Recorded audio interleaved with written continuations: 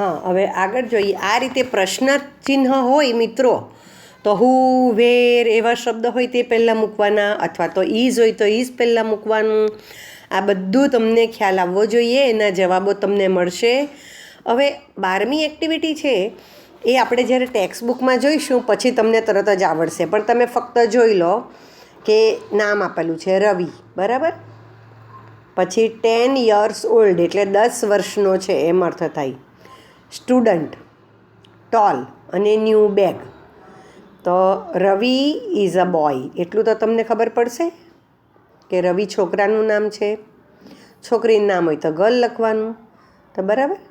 પછી હવે છોકરો છે તો એના માટે હી વાપરશું કે શી કે ઈટ? તો હી ઇઝ 10 years old, તે 10 વર્ષનો છે.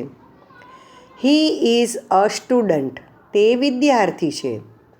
હી ઇઝ ટોલ, તે ઊંચો છે. પણ હવે છેલ્લો શબ્દ જુઓ, ન્યૂ બેગ, નવી બેગ.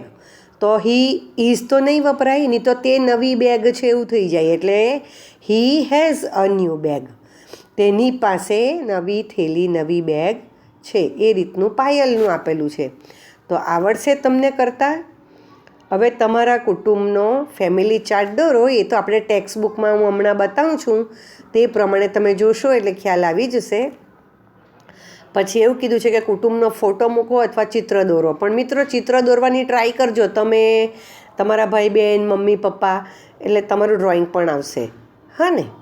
અને પછી પોતાના વિશે લખવાનું છે કે તમે પોતાનું નામ, વિદ્યાર્થી છો, પપ્પાનું નામ, મમ્મીનું નામ, ભાઈ બહેન જે હોય તે. માય સેલ્ફ આપણે લખેલું જ હતું.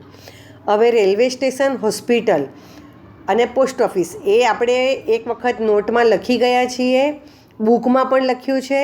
તો તમને જો આવડતું હોય તો તમે જાતે ખાલી જગ્યા પૂરજો અને હું જવાબ મૂકીશ. પરીક્ષામાં આ રીતનું પૂછાશે. અને નીચે પઝલ આપેલી છે, તો પઝલની અંદર પણ બધા સ્થળના નામ છે. કેવા સ્થળના નામ છે? દાખલા તરીકે તો હોસ્પિટલ છે.